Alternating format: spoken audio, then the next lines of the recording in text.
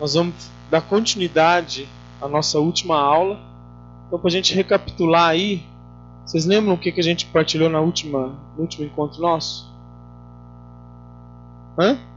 Sobre graça, né? Graça sobrenatural, graça atual. Vocês lembram disso, né? Organismo sobrenatural.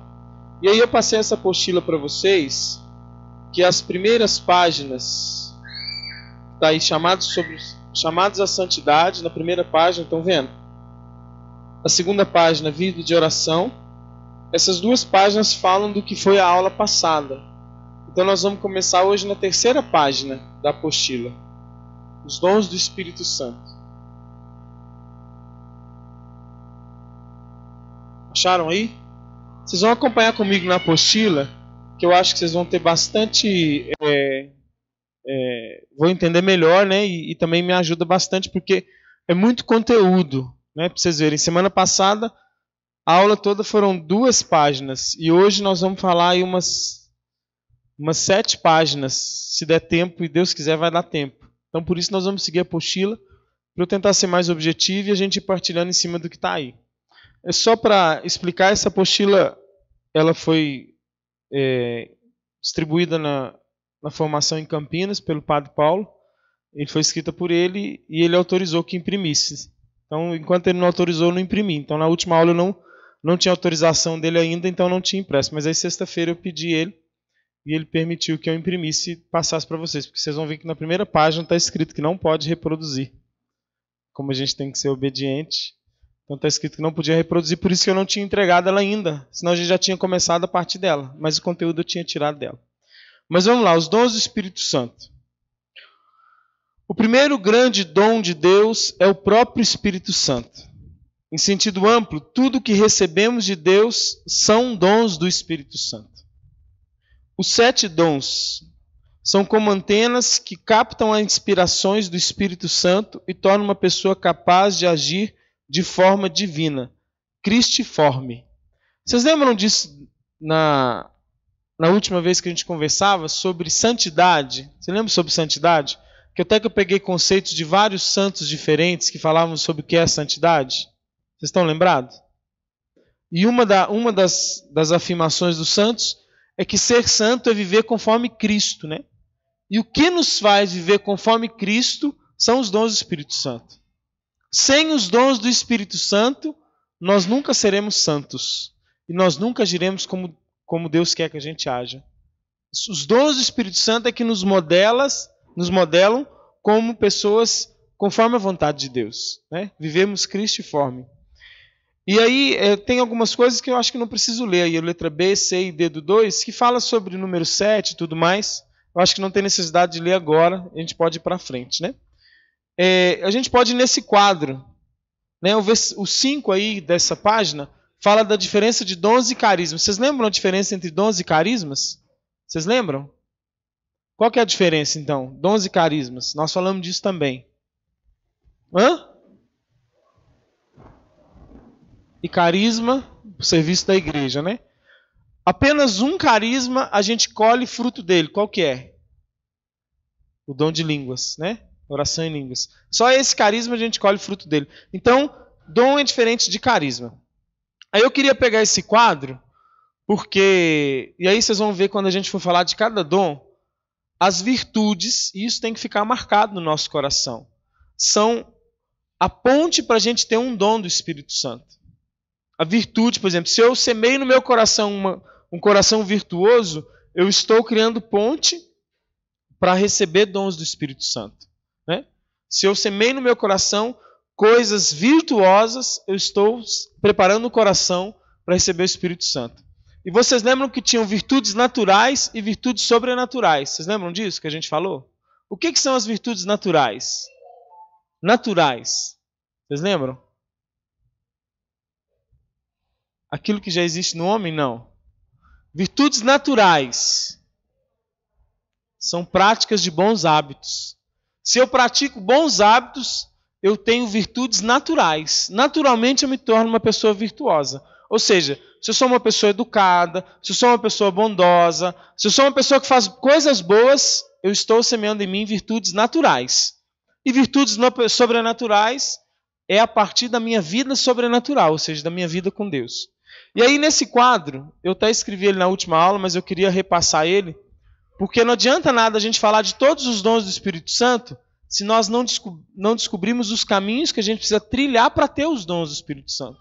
E o caminho é a virtude e a bem-aventurança.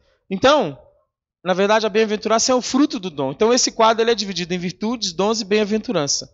Bem-aventurança, gente, já é a prática da santidade. O bem-aventurado é aquele que já vive, né, já é o beato, né?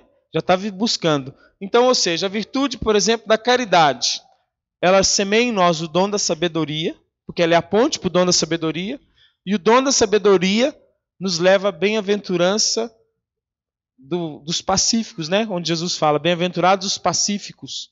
E assim por diante nesse quadro, que não precisa de eu passar ele todo agora, mas que vocês podem estudá-lo depois. Que é a fé, entendimento e ciência, que nos faz ser puros de coração e também nos faz aceitar chorar, né, por Deus. A esperança, que nos leva ao temor a Deus e que nos faz ser pobre de espírito. A prudência, que nos dá o dom do conselho e que nos faz ser também pobre de espírito. Misericordiosos. Justiça, que gera em nós o dom da piedade e nos faz viver a mansidão. A fortaleza, que também é virtude, né? A fortaleza tem virtude e tem dom. E nos faz viver a bem-aventurança dos que têm fome e sede. Eu não sei se foi uma boa dar a apostila para vocês, não. Porque vocês ficam só lendo, não sei se vocês estão dentro do que a gente está partilhando. Ah, então tá ótimo. Que bom, então. Só as mulheres que conseguem, né? Então vamos passar a página e vamos para o primeiro dom. O dom do temor de Deus. Não olha na apostila ainda. Não olha na apostila ainda. Quem sabe ou consegue chutar o que seria o dom do temor a Deus? Ou do temor de Deus? O que seria temor de Deus? Quem consegue? O que é uma pessoa... Respeito, reverência. Quem acha que é algo diferente? É porque justamente isso assim. A primeira impressão que vem de nós quando fala temor a Deus é medo. E não é medo. É muito do que o Mateus falou. Reconhecer a majestade de Deus, a grandeza de Deus, né? Aí na apostila fala, né? O Espírito Santo coloca no mais íntimo da alma a detestação enérgica do pecado inspirada pela caridade. Além disso, um sentimento de reverência para com a infinita majestade e santidade de Deus. Além de majestade e santidade de Deus, por que aí fala que coloca em nós, no mais íntimo, a detestação enérgica do pecado? Por quê? Porque o pecado nos tira de Deus.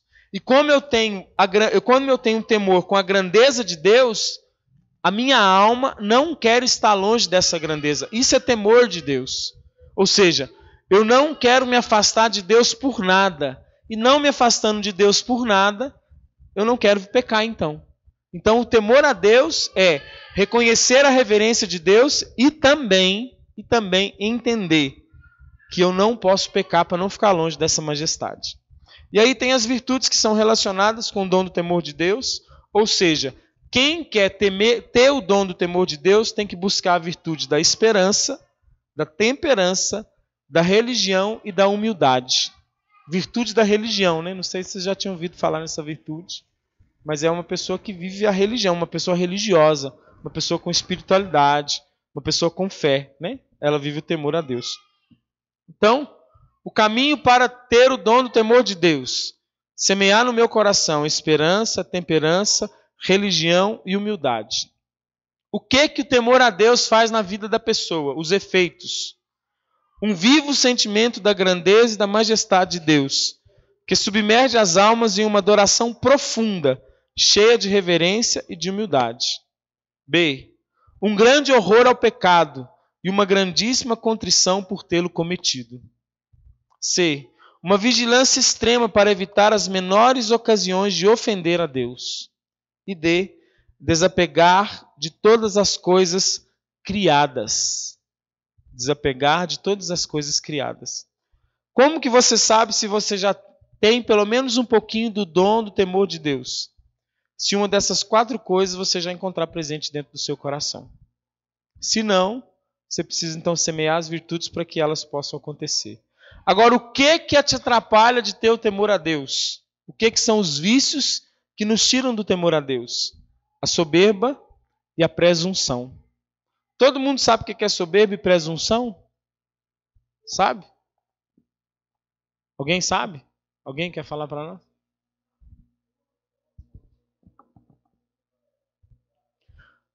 Uma está muito ligada com a outra. Eu olhei no dicionário também, porque eu também estava com dificuldade. Tem umas palavras aí, várias para frente, mas vou ter que olhar. É uma autossuficiência, é um achar que sabe tudo, né? É muito ligado à soberba. O soberbo é aquele que se sente maior do que os outros. E a presunção é aquele que já se acha sabido demais. Eu já me basto, mais ou menos assim, né? Então, essas pessoas têm dificuldade de ter o temor a Deus. Então, e são vícios. É interessante por quê? Porque a qualidade é virtude. Aquilo que nos tira é vício. Porque nenhum vício vem de Deus, sabia? Nenhum vício. Então todo pecado em nós gera em nós vício. Todo pecado gera em nós vícios. Vícios que a gente nem sabe que a gente tem. Por exemplo, imaginar que soberba poderia ser um vício, mas é um vício. Porque gera pecado em nós. E vício é algo que não vem de Deus. E meios para promover o dom do temor de Deus. Meditar com frequência a infinita grandeza e a majestade divina. Acostumar-se a tratar Deus com confiança filial, porém cheia de reverência e respeito. Meditar com frequência a respeito da infinita maldade do pecado e conceber um grande horror ao pecado. Cuidar especialmente da mansidão e da humildade no trato com o próximo. Pedir com frequência ao Espírito Santo, temor reverencial por Deus. Pode passar uma para ele. Se alguém mais não tiver apostila, ainda tem algumas aqui. Alguma pergunta sobre o temor de Deus? Dom do temor de Deus? Esses meios para promover, deu para entender o que seriam esses meios? Seriam, por exemplo, na minha oração pessoal, eu, com frequência, meditar sobre a grandeza de Deus. Declarar isso na minha oração. Como Deus é grande, como Deus é majestoso. Semear isso dentro de mim, né? E acostumar-se a tratar Deus com confiança filial, mas com reverência e respeito. Nenhuma pergunta sobre o dom do temor? Desapego de todas as coisas criadas é entender que tudo que está nesse mundo passa. E eu não tenho que estar preso em nada. Porque Deus é uma coisa criada. Agora o homem é uma coisa criada. Os objetos são coisas criadas. Tudo, só Deus não é criado. Só Deus, Ele é criador. Então desapegar-se de todas as coisas, porque tudo passa. Só Deus permanece. Isso, gente, parece ser muito bonito falar, mas não é fácil viver. E até mesmo, quando a gente conseguir entender isso algum dia, nós estamos livres. Porque pensa a liberdade de uma pessoa que olha para tudo que é criado e fala, eu não preciso de nada disso. Porque tudo isso vai passar. Até o meu casamento vai passar. Ah, mas é eterno aqui. Depois que morrer, a eternidade é outra coisa. Então entender que tudo que é criado passa. E só Deus permanece. Então a minha vida toda é só de Deus mesmo, né? Mais alguma pergunta? Dom da fortaleza. As virtudes que estão ligadas a esse dom são 3 realidades né, que têm o mesmo nome. A virtude da fortaleza natural ou adquirida, a virtude da fortaleza sobrenatural ou infusa e o dom da fortaleza. As 3 coisas são 3 realidades que têm o mesmo nome e que estão muito ligadas. O que seria a fortaleza natural? O que seria a fortaleza natural? Alguém poderia chutar ou entender? Não, é algo que a gente tem independente de Deus. Tem gente que é forte e não tem nem fé. É forte para suportar um problema, é forte para enfrentar um outro problema, é forte diante de situações adversas sem precisar nem rezar. Essa é uma fortaleza natural. E muitos a têm. Tem muita gente que você conhece da sua família que não reza, que não tem uma vida de fé e é uma pessoa forte, que já aguentou muitas situações da vida e se manteve de pé. Essa é a fortaleza natural. A fortaleza sobrenatural é aquela que a gente recebe a partir da graça de Deus, né? É aquela que é infusa em nós. E o dom da fortaleza é o resultado, né, dessas duas outras realidades. Importante para permanecer na graça e na luta contra. O dom da fortaleza é importante para a gente permanecer na graça e lutar contra as nossas paixões desordenadas, a nossa carne, né, o nosso pecado original, o mundo, para lutar contra o mundo e para lutar contra o demônio. O dom da fortaleza ele é necessário para a gente lutar contra essas três coisas. Uma pessoa que não tem o dom da fortaleza cai facilmente no pecado. Cai facilmente no pecado. É aquele tipo de pessoa que pode acontecer com cada um de nós, que confessa o mesmo pecado toda vez. Ou que vive o mesmo pecado, anos e anos a pessoa tem aquele vício, a pessoa tem aquele pecado e não muda. Ela precisa ser mais forte. Ela precisa do dom da fortaleza. Porque as paixões no coração dela estão vencendo-a. Outra pessoa que precisa do dom da fortaleza, ou seja, que está faltando o dom da fortaleza, que o mundo seduz muito fácil. Um dia está em Deus, aí surge a primeira oportunidade de viver algo do mundo, a pessoa já vai para o mundo. Né? E a terceira situação é em relação às armadilhas do demônio. Né? Facilmente o demônio age na vida da pessoa, o demônio mexe na vida da pessoa e a pessoa não percebe e não consegue lutar contra isso. 3. Os efeitos do dom da fortaleza. Proporciona à alma uma força incansável na prática da virtude. Destrói por completo a tibieza. Você sabe o que é tibieza? Hã? Gente, naquele livro Imitação de Cristo, não sei se algum de vocês já leram esse livro, mas tem um livro chamado Imitação de Cristo. No início da minha caminhada, foi um livro assim, que hoje eu sofro por ter perdido isso, porque eu não devia ter perdido isso. Hã? Eu tenho ele em casa e não leio mais, que antes eu lia muito Imitação de Cristo. Não, e assim, você lê pequenas frases.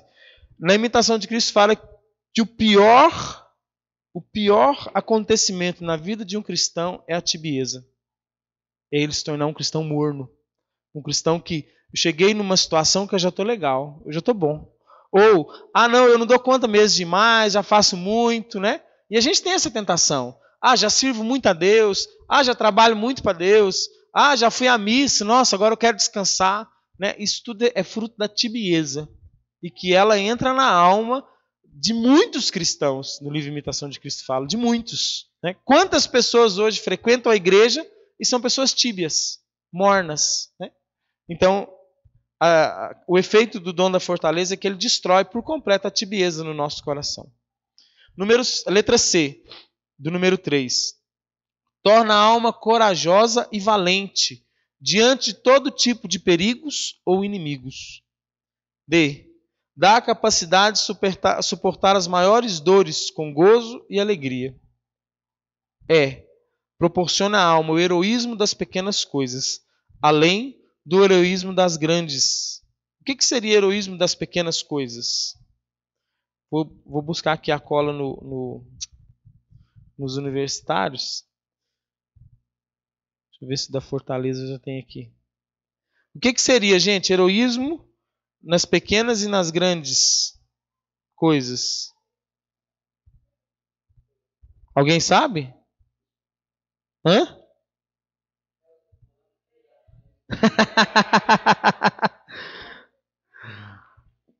O que acontece? No nosso dia a dia, existem situações, por exemplo, de tentações, pequenas tentações, de pequenas situações que o demônio quer nos pegar, ou o pecado quer nos pegar, que com o dom da fortaleza a gente consegue vencer.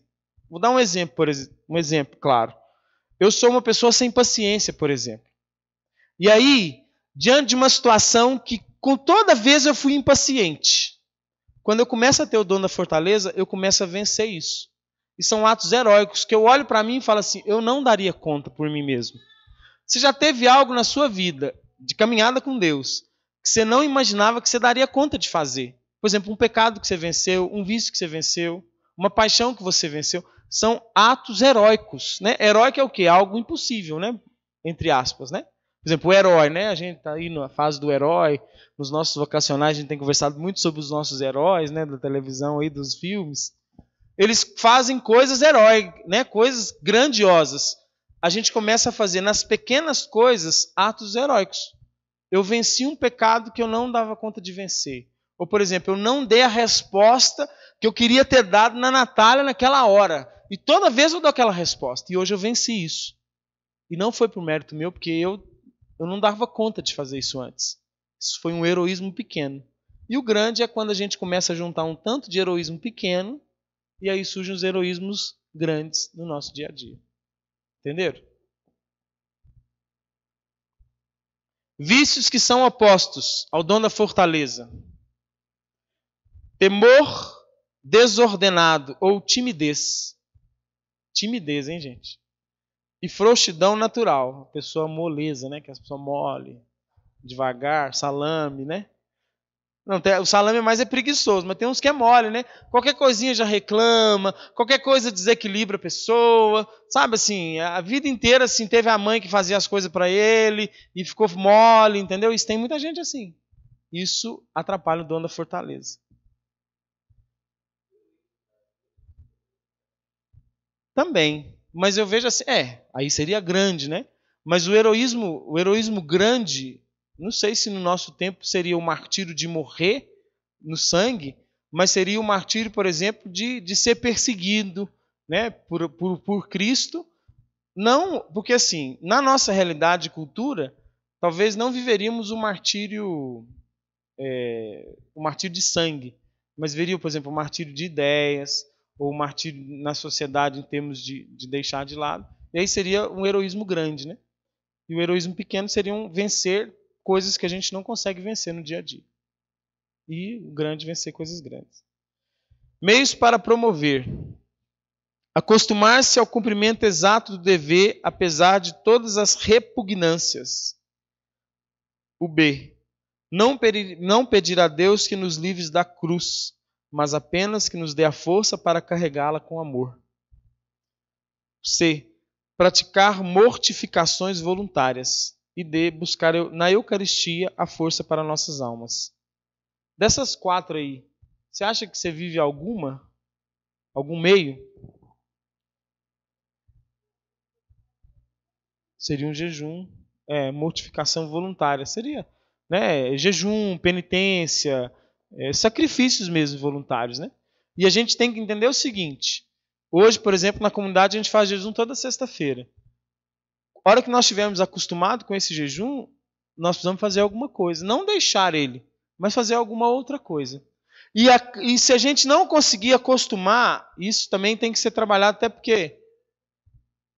até porque eu li naquele livro Práticas de Jejum, o Padre Jonas fala uma coisa interessante assim, que o jejum ele tem que vir e a gente, querendo ou não, o nosso organismo precisa acostumar com ele, como uma prática de hábito.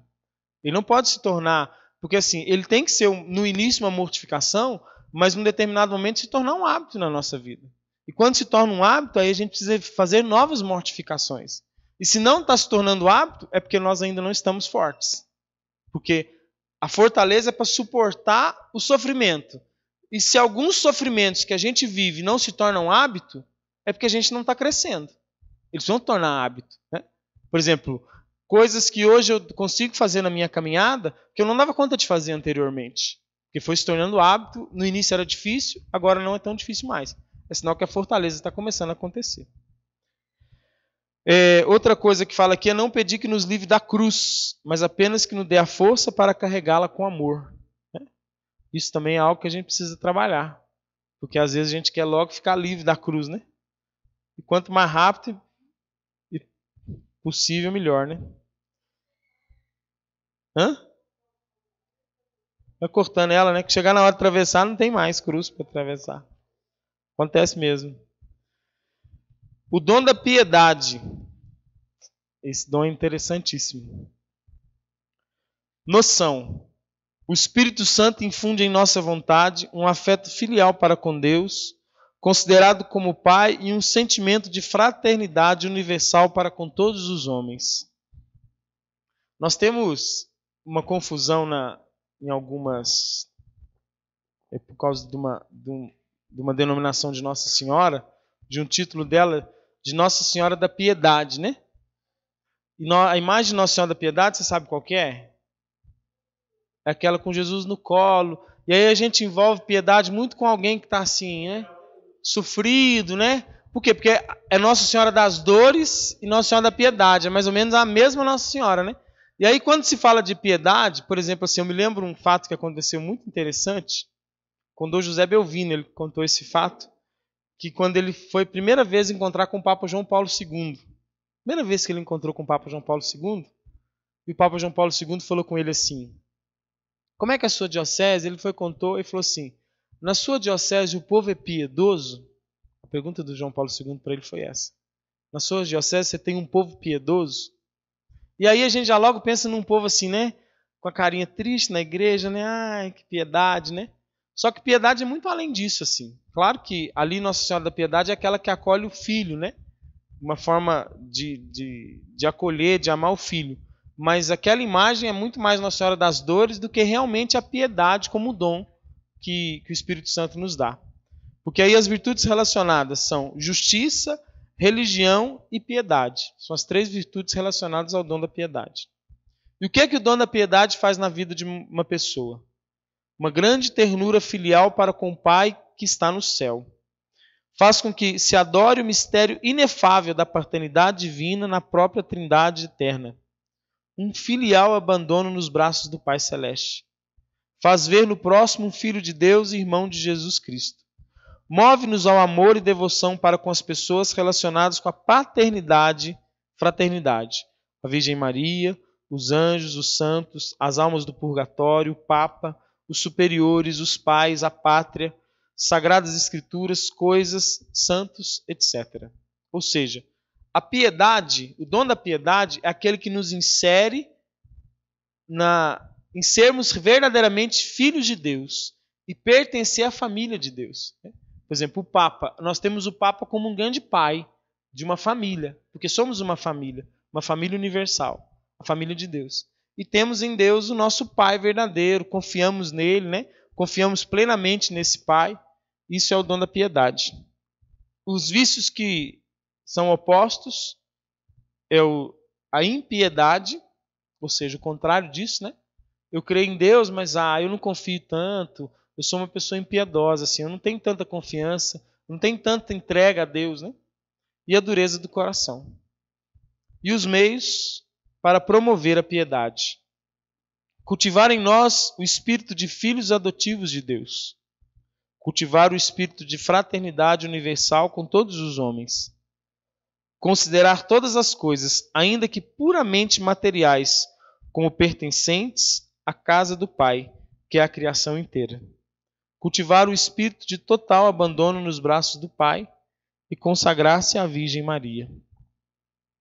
Alguma pergunta? Alguma partilha ou observação? Sim ou não?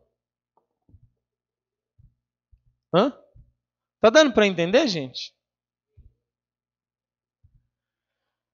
Dom do conselho. Não tá indo até rapidinho. O dom do conselho intui rapidamente o que deve ser feito com o instinto e a moção do Espírito Santo, ou seja, por razões inteiramente divinas que a própria alma que realiza aquele ato ignora. Enquanto o modo de ação da prudência é discursivo, o dom do conselho é intuitivo. O que vocês entenderam disso? Aqui fala que a prudência é discursiva e o dom do conselho é intuitivo. É mais ou menos assim. Eu estou numa situação onde eu não sei o que falar.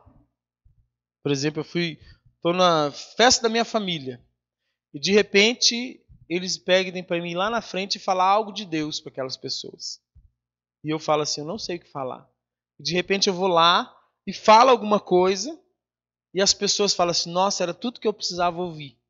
E você não sabe nem direito o que você falou, foi algo intuitivo mesmo. Ou então, isso é um exemplo. Ou um outro exemplo assim, eu estou com alguém, ou rezando por alguém, estou perto de alguém, está muito relacionado ao dom de ciência, mas surge em mim uma intuição, às vezes de dizer algo para aquela pessoa, que eu não sei nem por que dizer, ou às vezes uma intuição de perceber na pessoa algo que eu não imaginava que ela estava vivendo. Não sei se vocês conseguem captar nesse sentido assim. O dom do conselho, ele é um dom que vem nos dar intuições de agir no Espírito e não em nós.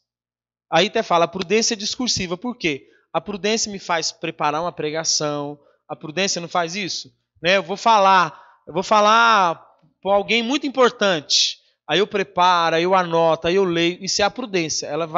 Eu me preparo como se eu fosse fazer um discurso. O dom do conselho, não. Ele vem trazer intuições. Dizer coisas que eu não estou esperando. Principalmente quem é pregador. Precisa do dom do conselho. Precisa buscar esse dom. Porque mesmo formador pessoal, né? É um dom de formação pessoal. O formador pessoal precisa ter isso. De às vezes chegar, do nada, ele olhar para alguém, uma atitude da pessoa, vem uma intuição. Fala, olha, essa pessoa, acho que ela não está bem. Acho que ela está vivendo aquilo, né? Isso é uma intuição. Por exemplo, acho que ela está cansada, né? Acho que essa pessoa está cansada. Acho que ela está dormindo à toa. Então vem uma intuição assim na cabeça da pessoa e a pessoa acaba, né, tendo razão daquilo, porque é o Espírito que sopra. Ou não, às vezes a gente até percebe o que está acontecendo.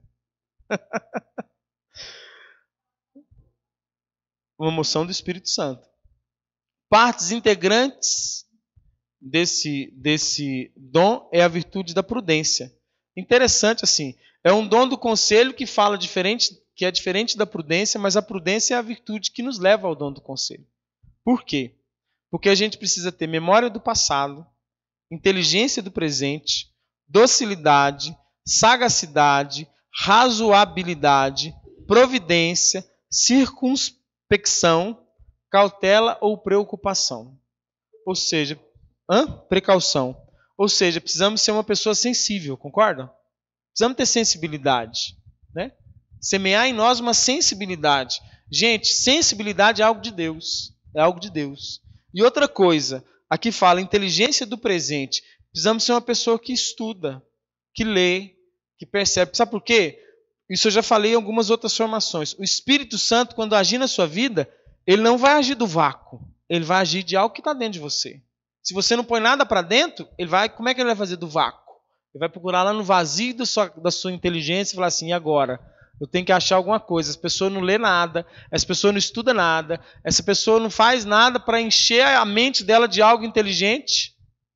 Ah, mas a intuição vem. A intuição vem de algo que eu sei falar. Porque assim, Deus, por exemplo, não vai me intuir a pregar uma palavra que eu nunca disse, ou que eu nunca li. Ah, mas os apóstolos falavam em outras línguas, né, sem nunca ter estudado. Mas eles não falavam, as pessoas entendiam. É diferente. Eles não falavam em outras línguas. As pessoas entendiam em outras línguas. Então a gente tem que parar de pensar que Deus, ele vai agir, não, ele vai agir a partir do que eu sei. Quando Pedro pregou e todo mundo entendeu o que ele estava falando, cada um na sua língua, ele pregou na língua dele. Ele não falou uma palavra em outra língua. O povo entendeu em outra língua. Entendeu? O Espírito agiu no povo, não foi nele nesse sentido. Então a gente precisa entender assim, que uma das coisas para a gente ter um bom conceito, por exemplo, eu ser formador pessoal e eu preciso melhorar na minha formação pessoal, eu preciso estudar, ué. Eu preciso ter inteligência do presente. Eu preciso ser alguém que lê, eu preciso ser alguém que busca, que ouve pregação, né? Que estuda sobre a pessoa. Por exemplo, assim, já teve vários casos e tem acontecido, graças a Deus, isso assim, de alguém estar com um problema com algum formando em relação a alguma coisa da pessoa, né? E o formador estudar sobre aquilo, ler sobre aquilo, eu vou estudar sobre isso porque eu preciso orientar, entendeu? Assim, porque o dom do conselho vai agir a partir daquilo que está dentro de nós. Efeitos do dom do conselho. Preserva do perigo de uma consciência deformada. Resolve com inefável segurança e acerto uma multidão de situações difíceis e imprevistas. Inspira os meios mais oportunos para governar santamente os demais.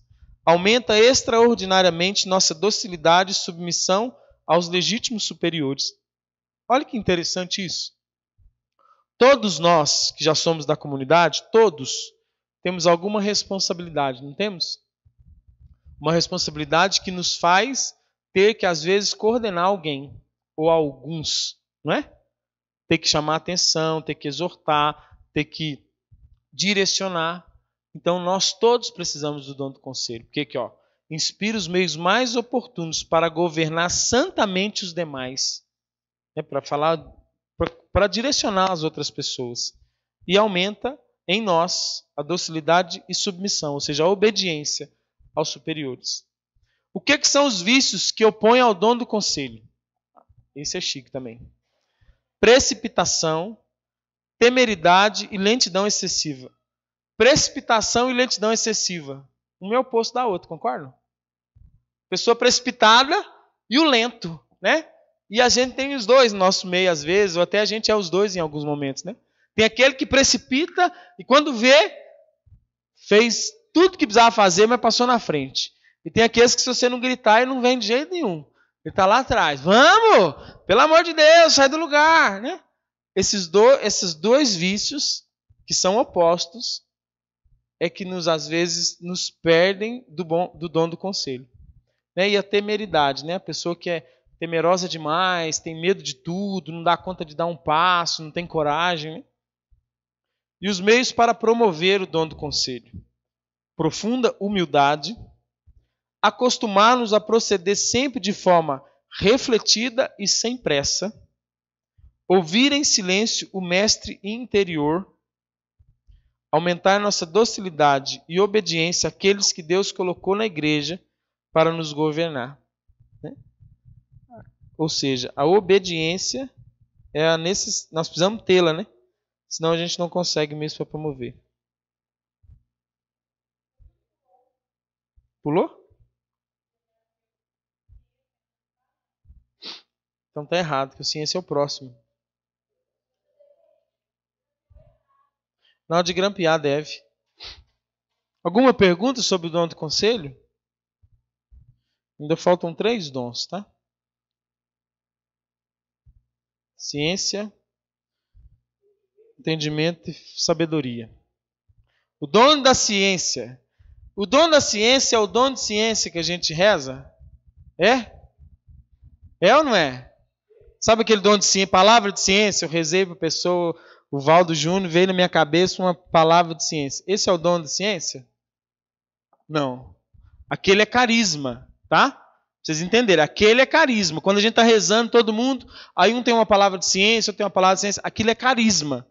O dom da ciência não é aquilo. O dom da ciência nos dá um instinto sobrenatural para descobrir e julgar retamente a relação que existe entre o mundo material e sensível que nos rodeia e as verdades divinas. Este dom impede que sejamos seduzidos pelos encantos das coisas criadas, esquecendo de como tudo isso se relaciona com o mundo sobrenatural.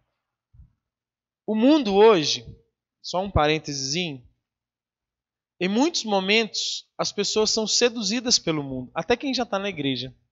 A gente, por exemplo, tem pessoas que, por exemplo, tentam fazer com que a interpretação da Bíblia aceite alguma coisa que o mundo hoje fala. Né? A gente vê isso. Por exemplo, assim, não é bem assim hoje em dia, não. Já ouviram falar isso? Tal situação, não vou citar para não ficar ruim, mas tal situação não é bem assim, não. Né? O amor é mais importante. Né? Já viu alguém falar isso? O amor é mais importante. Né? Isso tudo é o oposto ao dom da ciência. Porque o dom da ciência nos faz entender a verdade, ou seja, eu tenho ciência da verdade, eu tenho conhecimento da verdade, e perceber até onde vai a verdade e o que se torna mentira. Né? É o principal dom, gente, para combatermos o relativismo. Todo mundo sabe aqui o que é relativismo? Sabe? O que é relativismo? Depende? Depende é relativismo. Depende. Depende do ponto de vista, né? Mas isso é relativo. Alguém já citou essa frase? Isso é relativo. Né? Só que deixa eu falar uma coisa para vocês. Jesus Cristo não deixou nada relativo para nós. Ele deixou verdade. Na doutrina da nossa igreja, nos evangelhos e na Bíblia Sagrada não tem nada relativo. Tem verdade. Então, hoje nós estamos cheios do relativismo. Né? Por quê? Porque tudo se tornou relativo para justificar alguns erros e justificar algumas coisas e até para colocar em nós uma doutrina que a gente já tem combatido muito, mas que o dom da ciência pode nos ajudar nisso. A virtude que está ligada ao dom da ciência é a fé. É a virtude da fé. Ou seja, nós precisamos ser homens e mulheres que buscam a fé, que semeiam a fé no nosso coração para a gente conseguir o dom da ciência. A virtude que está ligada ao dom da ciência é a virtude da fé. Então nós precisamos ser homens e mulheres de fé para poder conseguirmos aumentar em nós a ciência. Né? Ou seja, acreditarmos cada vez mais em Deus, e não só a fé de acreditar em Deus, mas estarmos mais ligados à fé da nossa igreja, à fé que nós aprendemos, aquilo que nós buscamos.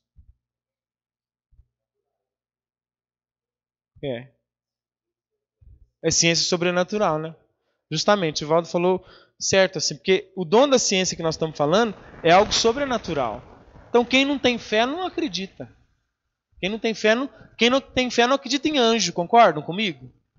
Tem como acreditar que eu tenho um anjo da guarda se eu não tiver fé? Então, assim, a ciência, o dom da ciência nos faz entender o sobrenatural. Entender e dar explicações concretas do sobrenatural. Efeitos.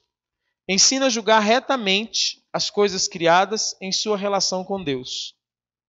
Orienta-nos a respeito do que se deve crer ou não. Faz ver com prontidão o estado da nossa alma. Inspira-nos de forma de lidar com o nosso próximo, tendo em vista a sua salvação. Desprende-nos das coisas da terra. Ensina a usar santamente as criaturas. Enche-nos de contrição e arrependimento pelos nossos erros passados. Alguma pergunta desses? Ficou claro aí? Todos? Até o G? 7, né? G é 7, né? A, B, C, D, E, F, G. G é 7.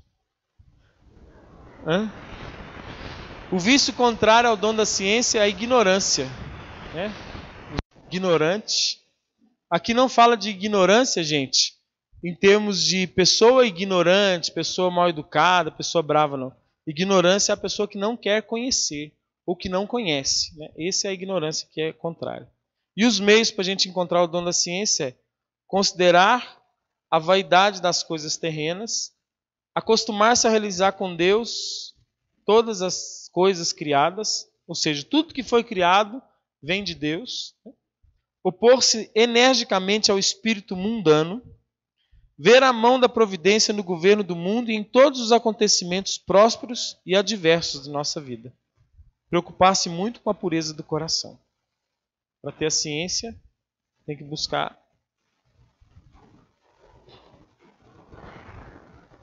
esses cinco meios aí, né?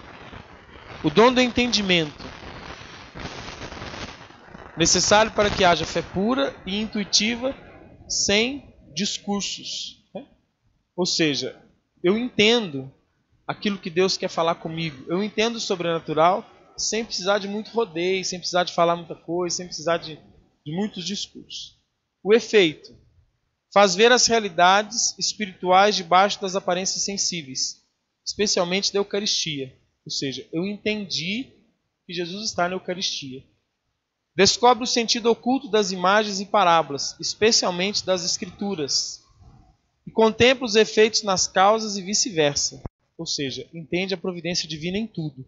Tudo que acontece na minha vida, eu entendo que é a providência de Deus que faz. Esse é o dom do entendimento, o efeito dele. Né? O vício, que é contrário, é a cegueira espiritual e o embotamento do sentido espiritual. O que é embotamento do sentido espiritual? Embotamento do sentido espiritual. Ou seja, eu pego o sentido espiritual e crio nele uma barreira, assim, uma cerca, né? Eu embalo ele e falo assim, não, o espiritual é só isso aqui. Né? Eu meio que limitar o sentido espiritual das coisas. Porque, gente, o sobrenatural não tem limite. A graça de Deus não tem limite. A ação de Deus no mundo não tem limite, né? Então é embotamento no sentido espiritual. E os meios para promover: avivar a fé através da graça ordinária, perfeita pureza de alma e corpo, recolhimento interior, fidelidade à graça e a invocação do Espírito Santo. E o último dom, ou tem alguma pergunta sobre esse dom do entendimento? O último dom é o dom da sabedoria.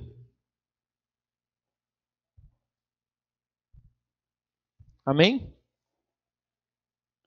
O sábio é aquele que conhece as coisas por suas últimas e mais altas causas. Antes de chegar a esta altura, há diversos graus de conhecimento, tanto natural como sobrenatural. Ou seja, antes de chegar a ser uma pessoa que tem o dom real da sabedoria, você tem que passar por algumas sabedorias, né? Subir alguns degraus da sabedoria. Conhecimento vulgar e superficial. Depois do conhecimento vulgar e superficial, um conhecimento científico. Ou seja, todo mundo sabe o que é conhecimento científico de alguma coisa? Sabe? É a teoria daquilo. Por exemplo, eu não sei nada sobre microfone, né? Aí, de repente, eu vou estudar um livro que fala de microfone. Então, eu comecei a ter um conhecimento científico do microfone, né? Comecei a saber. Depois, uma sabedoria filosófica. Aí já é um outro tipo de sabedoria. Aí já não é mais a teoria, mas a filosofia da coisa. Depois, uma sabedoria guiada pela luz da fé. Ou seja, eu passei por todos esses estágios, né? Eu não conhecia nada, eu conheci cientificamente aquilo, depois filosoficamente, agora pelo olho da fé, como que eu enxergo aquilo? E por fim, a sabedoria sobrenatural, ou seja, a graça de Deus que me revela aquilo que eu não consegui perceber a partir de tudo isso. Os efeitos. Aqui é interessante que no dom da sabedoria é o único dom que fala dos santos. Por que fala dá aos santos? Vocês conseguem entender por quê? Gostei de entender isso. Deixa eu até ver se tem mais alguma explicação aqui. Porque ele podia, por que ele fala dos santos, né? Ele podia falar a pessoa, né? Hã? Eles passaram por todas as etapas da sabedoria. Então, ou seja, quem chega na sabedoria sobrenatural nessa fase aí, claro que alguns de nós em algum momento chegamos a uma parte ou não, mas quem vive isso são santos, né? É interessante que o Padre Paulo, no dia que ele falou dessa aula, isso mesmo, foi mesmo. No dia que ele falou nesse dia que ele falou disso, ele falava disso assim, que os santos é que viveram o dom da sabedoria por inteiro, né? Sem a santidade, a gente não consegue viver a sabedoria por inteiro. Não consegue. Então, a busca da santidade também que faz a sabedoria acontecer. Os efeitos. Dá aos santos o sentido divino da eternidade com o qual julgam todas as coisas. Faz com que os santos vivam de forma inteiramente divina os mistérios de nossa santa fé. Faz com que os santos vivam em sociedade com as três pessoas divinas, através da participação inefável em sua vida trinitária. Leva a virtude da caridade até o heroísmo, ou seja, até o último grau. Proporciona a todas as virtudes o último toque de perfeição e acabamento. Ou seja, a sabedoria realmente é o sétimo dom, porque é o dom para os santos, para aqueles que já estão se tornando santos mesmo. E os vícios é a estultícia. Estultícia, que quer dizer estupidez. Eu olhei no dicionário antes. A fatuidade, a luxúria e a ira, né? Fatuidade é o mesmo que tem muito a ver com relativismo, com alguma coisa assim, né? De descrença, entendeu? A luxúria e a ira. Os meios de promover o dom da sabedoria. Esforçar-nos para ver todas as coisas desde o ponto de vista de Deus. Combater a sabedoria do mundo, que é estultícia e necessidade diante de Deus. Ou seja, que ela como é que eu explico para vocês? Hã? É, como se fosse banal, assim, como se as coisas de Deus fosse algo que, né? Então tem que combater isso, né? Quantas pessoas hoje olham pra gente e acham que ter fé, por exemplo, é um passar tempo, né? Ah, eu vou na igreja quando sobra tempo, né? Acha que, por exemplo, servir a Deus é um trabalho voluntário. Tem gente que pensa assim, né? Eu me lembro, eu me lembro uma vez que uma pessoa estava começando a caminhar e no início da caminhada a gente fica meio radical, né? E eu queria ir para a igreja todo dia e uma pessoa da igreja falou comigo assim: "Não, sou igreja é um lugar de você passar o tempo, assim, é um lugar de você fazer um lazer, assim, é como se fosse algo assim, quando tiver sobrando tempo, você vai, não precisa ser desse jeito, não." E tem gente que tem esse olhar, né? Tipo assim, eu não tenho mais nada para fazer, eu vou na igreja, né? E não é isso, assim, não, as coisas de Deus não devem ser vistas dessa forma. Não se apegar demasiadamente às coisas deste mundo, mesmo que sejam boas e honestas. Né? Ah, eu gosto tanto daquilo, é tão bom, faz tão bem para mim, mas não apega não, viu? Desapega. Não se apegar às consolações espirituais, mas passar através delas para Deus. Essa última aí, o Padre Paulo até deu um exemplo de nós carismáticos no dia lá, que a gente gosta demais de consolações espirituais. Né? A gente gosta de consolação espiritual. Naquele dia que rezaram para mim, eu chorei, foi tão bom. Naquela escola de formação que eu senti aquilo, mas foi uma beleza sentir aquilo. Ah, porque eu estava... Elas são necessárias? São. Mas quando eu alcanço o dom da sabedoria, eu passo a não ter necessidade de consolações espirituais, né? Como que fala aí? Não se apegar às consolações. Tem gente, por que vocês acham que encontro de cura e libertação enche? Consolação espiritual, né? Tem gente, por exemplo, que eu vou falar, retiro, é preciso ser feliz, que gosta demais de ir no momento de família. Não tem gente que já foi umas 20 vezes e quando vai começar o momento de família gosta de ir lá para experimentar uma consolação espiritual. Então, ou seja, tem gente que é apegado nisso. Eu acho que não é muito comum no nosso meio, mas nós conhecemos pessoas que andam longe para ter uma consolação espiritual e gosta de ter sempre, né? Gente que pede oração todo dia. Eu já encontrei gente dentro da renovação carismática que era viciada em pedir oração para os outros. Não, você podia pôr a mão aqui e rezar para mim que eu estou tão mal. Aí amanhã está mal de novo, amanhã está mal de novo, né? Então, assim, consolações espirituais. Tem gente que é viciado nisso. Isso também a gente deve não se apegar a elas. Se acontecer, amém. Se não acontecer, continuemos. Amém?